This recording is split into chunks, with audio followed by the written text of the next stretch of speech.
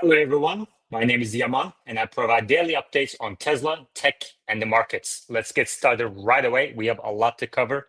I don't know how we're going to cover everything in 20 minutes, but we'll try. Markets are up slightly today. Dow Jones is up 0.3%. NASDAQ is flat. S&P 500 is flat. Russell 2000 is up slightly. You can see NVIDIA, Tesla, Microsoft, Max 7 companies are mostly traded. Yields are down a few basis points. Oil is up again at $2 and 2.5%. We discussed this in yesterday's episode, and we can look into it later again. Mixed market, as you can see. Apple, Amazon is down 1%. NVIDIA is down 1%. Tesla is up 1%. Microsoft is up 1%. Financials are mixed. Lockheed Martin is down 5%. Big news on Tesla: Trump to revoke California vehicle emission rules on Thursday. Trump to revoke California emission rules on Thursday. The president will sign 3 resolutions nixing the state's EV sales mandates and diesel engine rules. GOP eyes cuts to Trump's tax promises. Republican senators are considering watering down no taxes on tips, no tax on overtime, and more. Senate Finance Department includes looking at dial back key items. This is the wrong article. This is the wrong article. I apologize for that. Let's move on. We discussed the threat to Tesla's ZEV credit sales in the coming periods, and I think this would be a huge headwind to Tesla sales later this year and next year. I think there's going to be some court process, but I proposed a poll on X today. How many deliveries do you expect in 2025? How many deliveries by Tesla do you expect in 2025? And half of you expect lower than 1.6 million. But then in 2026, some people expect a rebound. So more around 1.8 million. As a bear, I'm at the lower end on both of these, lower than 1.6 million for 2025, and even lower in 2026 is my expectation. But you can go on X and leave a vote or leave a comment below this video. Part of the reason why I expect Tesla sales to continue to decline, is the new products coming from other automakers. Pioneering technology meets pure driving pleasure, testing BMW iX3 prototypes. And I encourage you to look into this vehicle. This is going to be yet another vehicle, I think, that takes share away from Tesla in the coming periods. We're going to just review the summary and a couple of the specs. BMW iX3, the first new class model, is undergoing testing in Miramas, France. It features a new display and operating concept, a Gen 6 powertrain, this is the critical part, with up to 800 kilometers of electric range and 400 kilowatt maximum charging. So fast charging and long range. The iX3, this would be about 400, 500 miles of range, depending on which cycle you use for testing, for range testing. iX3 will also introduce a bi-directional charging and enhanced driver assistance systems. So let's dig into it a little bit more, and then we're going to look at one more vehicle. I'm going to skip the fluff. Revolutionary display, charge faster and drive further. All-electric 6th generation powertrain sets standard in performance efficiency. 900 kilometers in the CLCT cycle, 800 kilometers in the WLTP cycle. EPA estimated 400 miles. So this would be longer than many of Tesla's vehicles. And can be charged to provide a range of more than 350 kilometers, or about 200 miles, maximum in just 10 minutes. Okay, so really fast charging. The Heart of Joy control computer and BMW dynamic performance control software stack raised, etc. Let's 3D head-up display, panoramic vision. Let's dig into the powertrain a little bit more. The centerpiece of the high voltage battery, the BMW cylindrical battery cell, has an energy density of 20% greater than the prismatic cells previously used. Okay, so that's the critical point. 400 kilowatt charging. 350 kilometers maximum WLTP to their vehicle range in just 10 minutes. This is faster than Tesla's, the rate at which Teslas charge. 400-volt DC charging.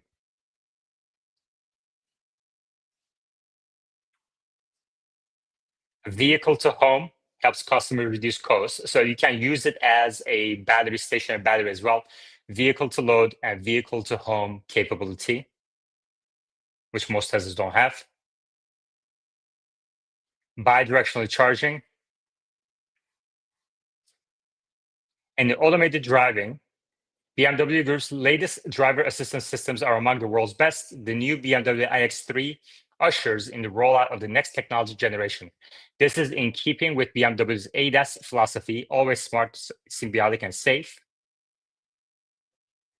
The super brain of automated driving pulls all customer functions for automated driving and has a 20 times faster processing speed than the previous system. Okay, 20 times faster processing speed than the previous system. The new automated driving and parking functions are based on cutting-edge sensor, software, processor, and mobile communications technology. There's more in this article that you can read later on. This one from Xpeng to debut G7 SUV with, and critically, its in-house AI chip. Okay, so to the extent that some people believe Tesla is an AI company, there are other companies that are producing their own in-house AI chips, and they're very capable, as you'll see. Xpeng is set to unveil its G7 mid-sized SUV. All right, so this is a bit of a Model Y competitor. Equipped with 3 self-developed Turing AI chips, providing unprecedented computing power for autonomous driving and intelligent cockpit capabilities.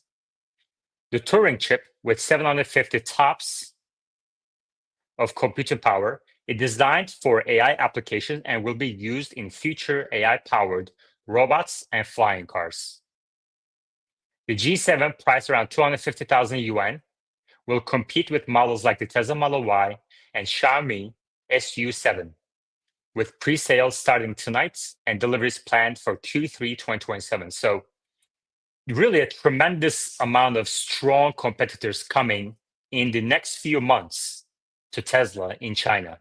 So I think Tesla's China sales will really fall off a cliff in the coming months.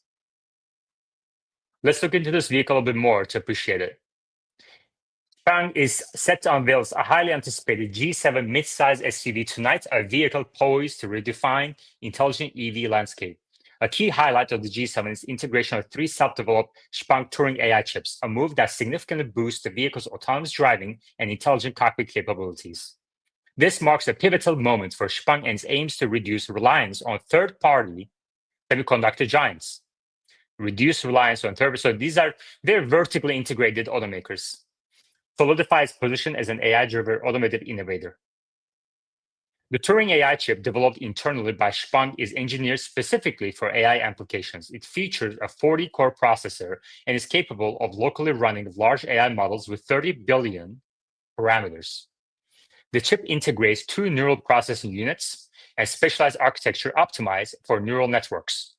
With a staggering single-chip computing power of 750 TOPS, the Turing chip is touted as a computing power ceiling. To put this into perspective, 1 Turing chip is equivalent to 3 NVIDIA Orin X chips. Okay?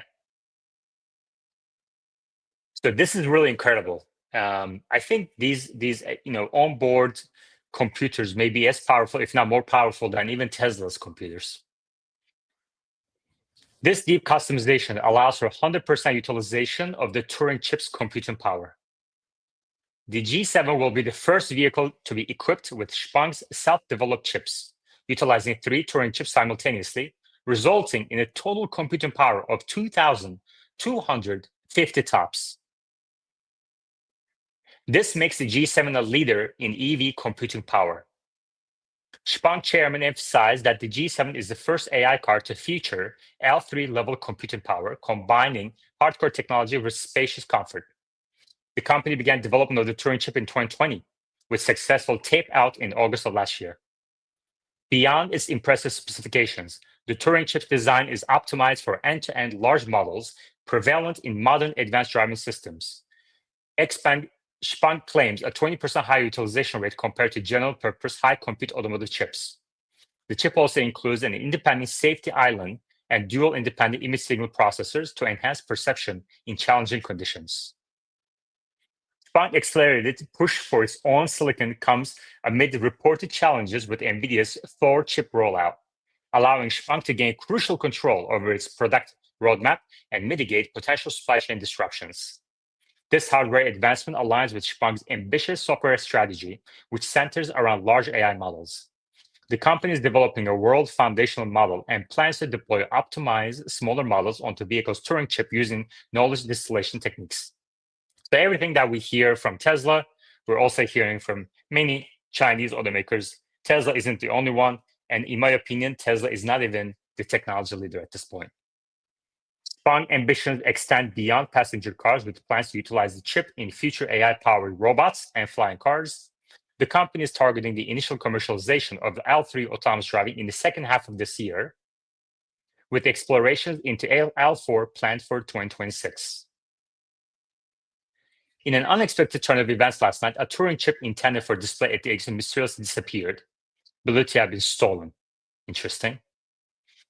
The G7 midsize SUV, you see the measurements here, it's designed to emphasize intelligence and spaciousness. It will also debut chasing Light Panorama AR HUD HUD, developed in collaboration with Huawei, expected to be priced around $36,000 and will compete with models such as the Tesla Model Y, Xiaomi SU7, Zeekr 7X. Pre-sales begin tonight. Delivery is planned for the third quarter of 2025. So this is a Model Y competitor in China selling for $36,000, capable of L3 autonomous driving, meaning eyes off, and possibly L4 in the future, next year. All right. Let's move on to other news. Paul Tudor Jones says Bessent is likely Trump pick for Fed chair. Paul Tudor Jones said this is a hedge fund manager, retired hedge fund manager, said President Trump is likely to appoint an uber dovish Federal Reserve chair to accommodate his growth agenda, contending that Treasury Secretary Scott Bessent would likely be his pick when Jerome Powell's term ends next year. Jones said 70 said in an interview with Bloomberg Television Wednesday that two people being floated for the appointment, Bessent and Kevin Warsh, a former member of the Fed Board of Governors, are fabulous names, but Trump's focus on growth and loyalty make Bessent a standout candidate, Jones said. Jones, who founded $16 billion in macro hedge fund Tudor Investment Corp., also said Trump's signature tax bill posed a threat to stock and bond markets down the line. Jones predicts it will spur rate cuts over the next 12 months. The big beautiful, etc. If he were Trump's shoes, the first thing I would do is I would appoint the most dovish central banker I could find to deliver interest rate cuts. Then he would push through an austerity package with a tax hike on top earners and broad-based cuts to programs including Social Security, Medicaid, and defense spending. He will also press to reduce the rates to 2.5%, contending there will be a point when the markets demand it. At some point, the bond market will call BS on governments around the world playing chicken with them, he said. We have just 5 minutes left. Tiny, but at least relations may not worsen. The market reactions to latest China. We're going to skip this one. We covered it. Let's cover CPI. U.S. consumer prices rise slightly. Tariffs seen boosting inflation. U.S. consumer prices increased less than expected in May as cheaper gasoline partially offset higher housing costs, but inflation is expected to accelerate in the coming months on the back of the Trump administration's import tariffs. The report from the labor, we talked about this yesterday. We said May is going to show another drop, but June is when I think we're going to see inflation starting to rise back up again, and it's going to be a problem in the second half of this year. So I don't expect a rate cut from I don't expect the Fed's rhetoric to change anytime soon. The report from the Labor Department on Wednesday also showed underlying price pressures muted last month. Economists say if inflation has been slow to respond to President Trump's sweeping tariffs, as most retailers are selling merchandise accumulated before the duties took effect. Okay, so that's a major reason why May inflation report was slightly better than expected. Walmart last month said it would start raising prices in late May and June. Inflation was also being curbed by slower price rises for rents and declining airline fares. This is a very volatile one. It was a down big. The Fed is expected to keep interest rates unchanged next week, with financial markets growing more optimistic over resumption in monetary policy easing in September. This report is another indicator that before tariffs and economic uncertainty, we were well on our way, inflation falling back to target. Okay. CPI increased 0.1% last month, 0.2% April. 0.3% increase in the cost of shelter, most of the rents, was the main driver of the rise in the CPI. Food prices rebounded 0.3% after dipping 0.1%. Grocery store prices climbed 0.3%, lifted by strong increases for cereals and bakery products, as well as other food consumed at home. Fruit and vegetable prices also rose, but consumers got a respite with the 2.7% decline in the cost of eggs. Meat, fish, non-alcoholic beverages, and dairy products also cost less relative to April. Gasoline prices dropped 2.6%. This is going to reverse in June. Oil prices, gasoline prices are rising in June. 12-month reading is about 2.5% year over year, 2.4% CPI, higher than April, 2.3%, and it was expected to be about 2.5%. Core inflation is a little higher. In addition to pre-tariff inventory, economists say uncertain demand environment was likely making some businesses hesitant to raise prices. This is what we also discussed as well in previous episodes, that the economy is weakening. So I don't know if the businesses are going to be able to pass on prices without cutting their sales quite a bit. Most economists expect inflation to heat up through the second half of the year and believe companies will raise prices incrementally to avoid a price shock for consumers and attracting the attention of the White House. Trump last month told Walmart to eat the tariffs instead of raising prices. The administration has maintained that the duties, which are a tax, were paid by the exporting countries. Okay. Cheaper airfares. Healthcare costs rose 0.3%, with prescription medication prices increased 0.6%. Motor vehicle insurance increased 0.7%, while prices for household furnishings and operations rose 0.3%. Personal care costs 0.5%, but airline fares dropped 2.7%. Prices for used cars and trucks decreased 0.5%, while those for new vehicles eased 0.3%. This is kind of interesting. This part is interesting. I have to think about this more. We'll talk about it tomorrow. Apparel prices slipped 0.4%. Core CPI increased 2.8% after 2.8% in April. So, I mean, this is a major problem, especially now combined with rising oil prices. This is a problem for the Fed.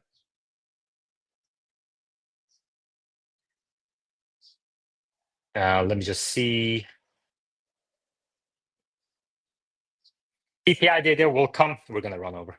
CPI data will come under close scrutiny in the months ahead, also for another reason.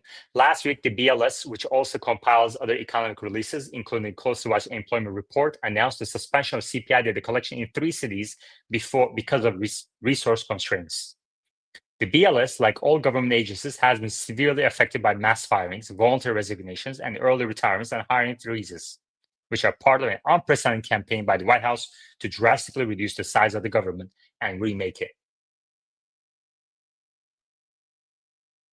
The BLS has also announced that it would effective with the release of the July PPI data in August and the calculation and publication of about 350 indices. Wow. Interesting. That would include data from PPI industry, commodity, final demand, intermediate demand, and special index classifications. Economists said that the BLS had, with the CPI data, reported a rise in the share of categories for which prices were calculated using a method called different cell imputation, which some viewed as less accurate. But the BLS said on Tuesday its published data met rigorous standards. It, however, did not address staffing issues. Data quality is evaluated through measures of variance, bias, studies, and assessment of survey methods. The agency said BLS continues to evaluate data quality. A former BLS commissioner told Reuters that staff levels were considerably low at the agency. I understand that BLS staffing is down by at least 15% now. That's not reflected in any official numbers yet because many of them are still being paid. They're not at work and it's impinging on the agencies. Also, the hiring freeze means that they can't be replaced. He also said the CPI report remained reliable, noting an increased shift towards electronic collection of data. Interesting. Okay. Like I said yesterday, we have to wait for June and then mostly Q3 data to understand the effect of tariffs. Not likely to shake Fed's wait and see stance on tariffs, like we discussed. You can pause and read the article if you wish. Inflation isn't gone, it's just dormant. Inflation has declined to 2.4%, but is expected to rise due to Trump's tariffs on imports, which will increase the cost of $3 trillion worth of goods annually. While the impact is not yet fully visible, a noticeable boost in prices this summer. All right. Two company news. Let's just read the summary.